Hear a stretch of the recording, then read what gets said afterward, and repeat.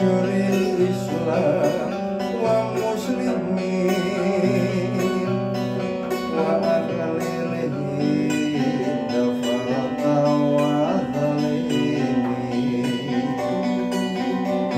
ombo ati iku limo kang warnane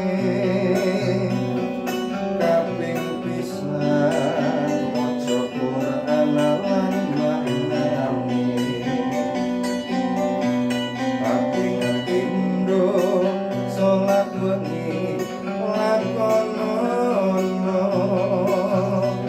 kaping telu wong kang saleh kumpulono kaping papat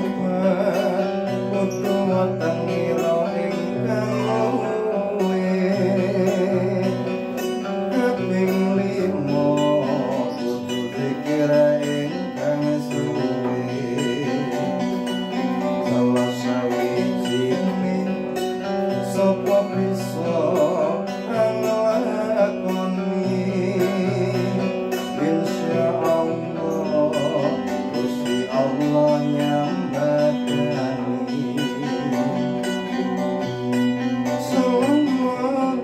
Sallallahu